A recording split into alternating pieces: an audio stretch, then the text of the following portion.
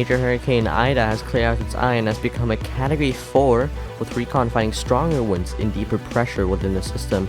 The storm is currently located at 28.5 degrees north and 89.6 degrees west as it inches closer to the Louisiana coastline, causing devastating damage along it. We currently have it with winds of 155 miles an hour and a central pressure of 929 millibars. It's moving to the northwest at 15 miles per hour as recon finds the storm deepening more and more.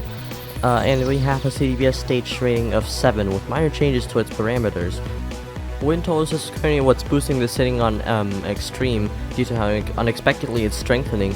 For rainfall, we're continuing to look at 400 millimeters of rain to pour in those areas, possibly even more, which can cause fatal flooding with the storm surge to the levees in Louisiana. And thus, if you're still there, be sure that all preparations are done now, that you have everything important with you, as catastrophic damage is still expected from the storm as it passes through. However, wind fields are a lot larger now, a little more balanced with some wind stacking on the western side. Although holding strong, if an Iowa person cycle were to happen, those wind fields would be significantly larger. No watches anymore, just warnings now, with the hurricane warning remaining the same, but the tropical storm warning now stretching out to the Alabama and Florida border, and a storm surge warning is in effect for the east of Rockefeller Wildlife Refuge, Louisiana, to the Alabama and Florida border, Vermilion Bay, Lake Bourne, Lake Pontchartrain, Lake Bonheur, and Metro New Orleans. Well, here the intensity spread with the both AETs in agreement with the NHC at 150 miles per hour, although we are following with the recon that found winds of 155 miles an hour, and so that's what we're going with. Here's the cone once again heading to Louisiana. You can also see the warnings that are in effect stretching towards the east, towards the Alabama and Florida border. As mentioned before, it does show it as a tropical storm entering Mississippi and then dissipating over Virginia or West Virginia, depending on how fast it will dissipate. Sea surface temperatures are very favorable currently, located off the coast where the ocean heat content is hot, but also shallow, making it not too easy for the storm, but still can strengthen the system before further before landfall.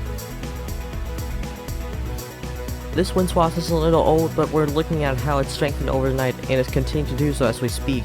And rain swaths is still showing 400 millimeters possible, but with most of the rainfall happening towards the east of the center if you look closely at the center point of the land. Well, here's what models suggest, looking for a Category 4 peak as it continues to intensify up until landfall, and the weakening as it heads inland, although some models, particularly the Euro, wants it to become a tropical storm off the east coast.